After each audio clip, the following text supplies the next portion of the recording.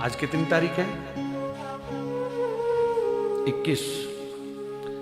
आप लोगों को याद है यही 21 से 27 तक क्या हुआ था भारत में? याद है क्या?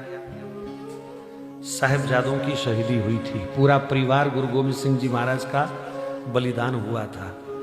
पुराने समय में इन 7 दिनों में लोग जमीन पर सोते थे, शोक मनाते थे। लेकिन आज कैसा गंदा समय आ गया।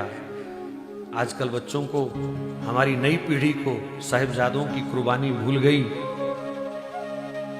माता गुजरी की कुर्बानी भूल गई और सब अब 1-2 दिन में क्रिसमस के नशे में कूद जाएंगे, पटाखे फोड़ेंगे, दारू पिएंगे, आतिशबाजी करेंगे, महंगे महंगे होटलों में घूमने जाएंगे। क्रिसमस याद है उनको, लेकिन जिन लोगों की कुर्बानी के सदका आज हम जिंदा हैं, उनको ये समाज भूल चुका है। इससे बड़ी शर्म की बात और क्या हो सकती है? 4 साहिबजादे शहीद हुए, कितनी बेरहमी से उनको शहीद किया गया आप सब जानते हैं। उस दादी का क्या हाल हुआ होगा जिसके सामने छोटे छोटे बच्चे मार दिए गए। वो उस गम को सहन ना कर पाई। उस ठंडे बुर्ज में कभी जाके देखना, फतेहगढ़ साहिब में वो ठंडा बुर्ज आज भी है। कैसे ये पोष की रातें उन्होंने बिताई होंगी। मोतीराम मेहरा, उसने किसी मुस्लिम सैनिक को थोड़ी रिश्वत दी, वो भी उसी सेना में था।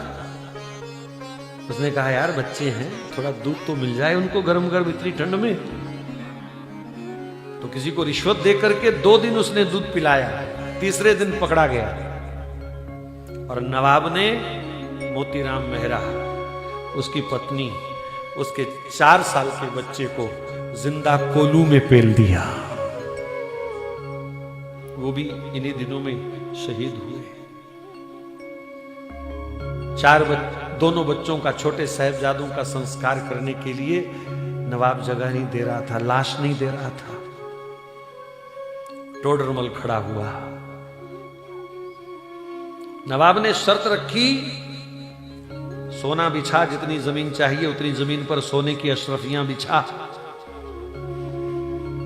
पत्नी से बात करी, भगवान कृष्ण के दोनों मानने वाले जो घर में था सब ले आए। छोटे छोटे उनके बच्चे, उन्होंने बुगनी तोड़ करके अपनी अशरफियां दी और उसने आकर के बिछा दी। लेकिन नवाब फिर बेईमान हो गया।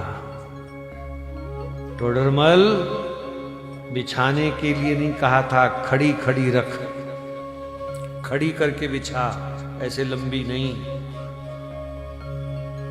जो था जमीन जायदाद तुरंत उसने बेच बाच करके वो जमीन पूरी करी।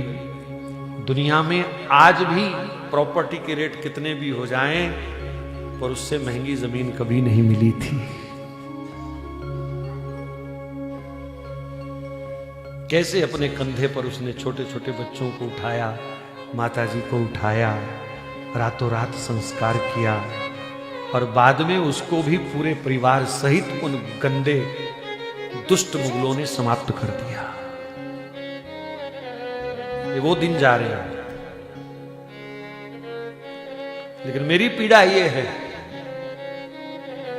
कि आज का समाज जिनके कारण जिंदा है, हम उनको तो भूल गए, और जिन्होंने हमें तिल तिल करके काटा मारा उनको हम याद रखते हैं, उनके हम जश्न मनाते हैं।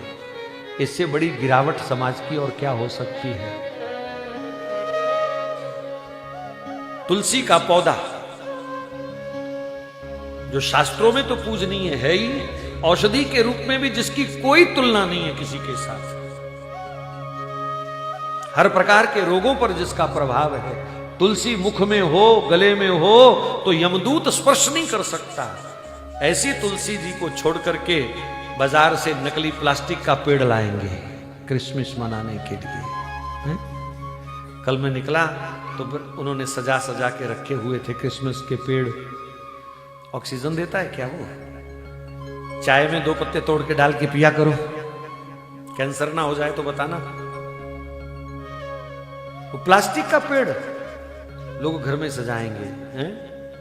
भाई जिनका त्योहार है उन्हें मनाने दो, हमें कोई आपत्ति नहीं है। पर तुम क्यों कंगाल हुए फिरते हो? तुम क्यों बर्बाद हो रहे हो नकल करने में? जब तुम्हारे पास तुलसी जैसा पवित्र पौधा है जिसका एक एक पत्ता इतना गुणकारी है, जो भगवान को अति प्रिय है, लेकिन उस तुलसी को छोड़ करके अगर तुम प्लास्टिक के पेड़ घर में सजाओगे तो तुम्हारे जैसा महामूर्ख दुनिया में कोई दूसरा नहीं है। देसी घी की जोत जलाओ, गाय माता के 1 चम्मच घी से जोत जलती है, 1 टन ऑक्सीजन पैदा होती है। पर ये आज का हिंदू समाज इतना मूर्ख हो गया, ये मोमबत्ती जलाएगा, प्रदूषण पैदा करेगा।